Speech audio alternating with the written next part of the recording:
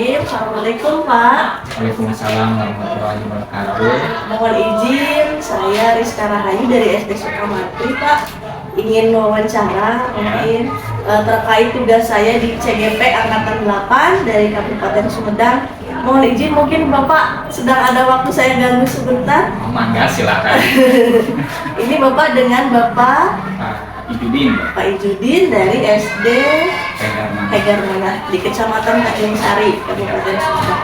Bapak mohon izin, saya mengajukan pertanyaan ini mengenai identifikasi kasus yang biasanya berhubungan dengan dilema etika atau moral. Mungkin di sini akan saya mengajukan beberapa pertanyaan. Kita bisa jawab secara santai saja mungkin Bapak ya. Baik, Bapak, untuk yang pertanyaan pertama yang ingin saya ajukan ini, selama ini bagaimana Bapak dapat mengidentifikasi kasus-kasus yang merupakan dilema etika atau rujukan moral?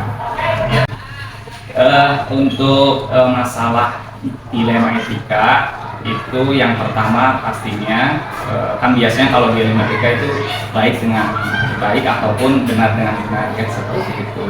Jadi yang pertama itu ya identifikasi terlebih dahulu permasalahan yang ada, barulah nanti kita bisa menentukan apakah itu benar dengan benar ataupun benar atau salah seperti itu. Baru nanti kita mencari solusinya seperti itu. Jadi pada intinya identifikasi dulu benar atau benarnya, baru dicari solusinya. Baik Pak. Nih untuk yang pertanyaan kedua Pak, selama ini bagaimana Bapak menjalankan pengambilan keputusan di sekolah Bapak, terutama kasus di mana nih ada dua kepentingan yang dua-duanya benar gitu loh Pak. Yang ini benar, yang itu benar, biasanya bagaimana langkah? Berdasarkan pengalaman yang sudah saya lakukan di sekolah maupun dimanapun ya, jadi dalam pengambilan keputusan itu ada 3 tahap ya yang biasa saya lakukan. Yang pertama biasa pra pengambilan keputusan, kemudian yang kedua adalah pengambilan keputusan, dan yang ketiga adalah pasca ya. Di yang pertama, tahap yang pertama itu pra ini tentunya ada beberapa tahapannya juga. Dalam pra pengambilan keputusan itu yang pertama, satu, identifikasi masalah.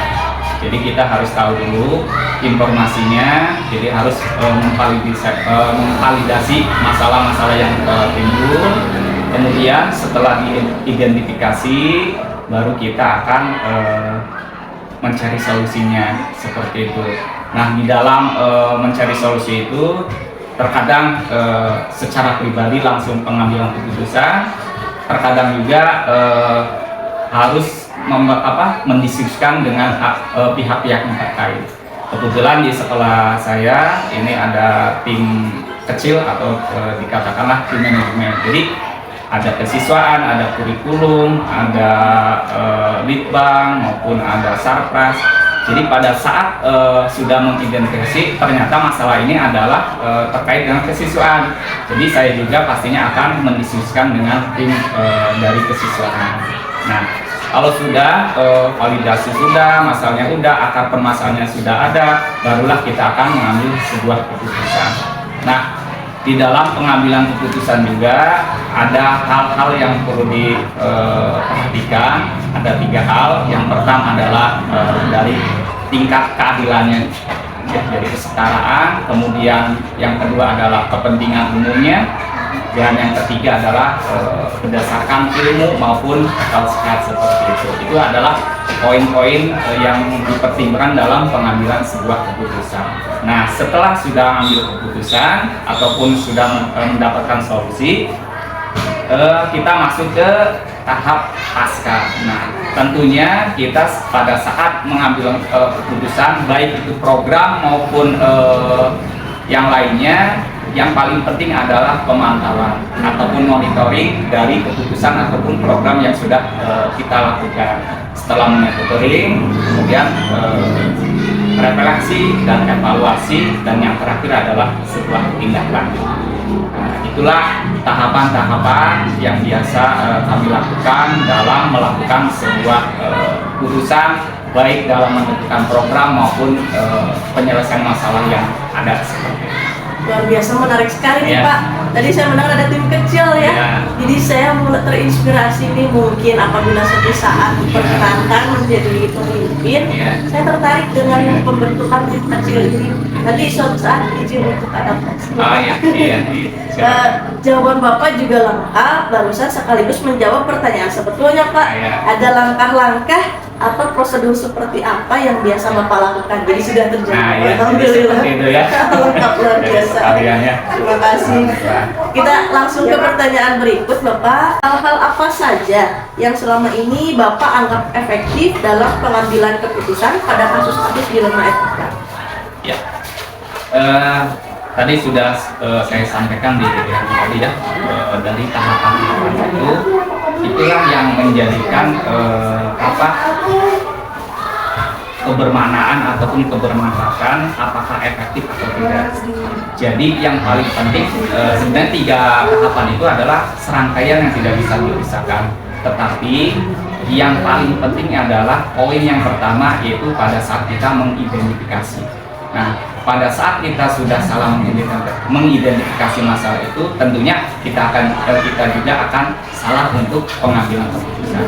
Jadi kita harus diperkuat ataupun benar-benar pada saat mengidentifikasi ataupun memvalidasi masalah yang terjadi. Seperti itu. Berarti yang memang langkah yang paling krusial itu identifikasi Nah, masalah. seperti itu. Ya, luar biasa. Baik, berikutnya Bapak, apakah Bapak memiliki jadwal tertentu dalam sebuah penyelesaian kasus di etika? Misalnya nih, apakah saat ada masalah langsung diselesaikan di tempat atau ada jadwal lain untuk penyelesaiannya? Kemudian prosedurnya bagaimana? Tentunya masalah yang terjadi di lapangan ataupun program yang di lapangan itu mempunyai karakteristik masing-masing ya. Contohnya masalah misalnya kalau pada saat ada misalnya ya, mudah-mudahan tidak terjadi ya, misalnya ada siswa yang apapun kecelakaan ataupun misalnya berkelahi seperti itu tentunya kita dituntut untuk pengambilan keputusan langsung di tempat. Tidak, kita harus dijadwalkan. Nah, ada siswa yang berkali nanti kita diskusikan dulu. Nah, itu kan tidak bisa.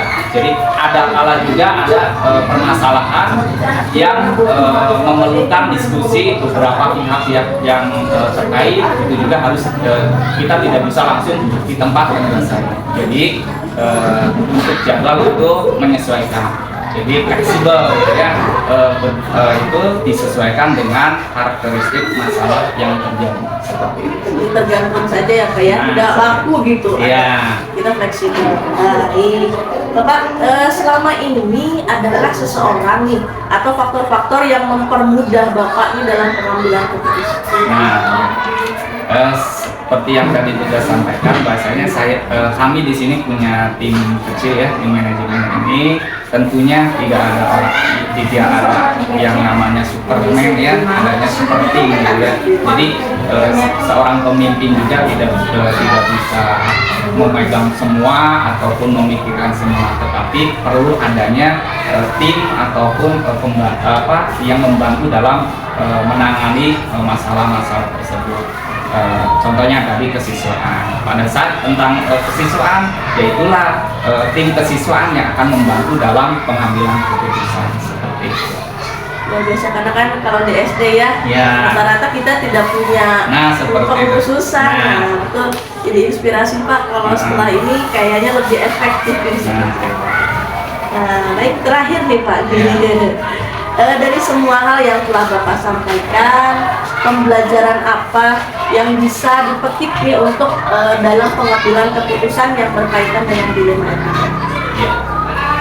Tentunya setiap kejadian ataupun setiap pengalaman yang sudah dialami pastinya ada hikmahnya masing-masing seperti itu.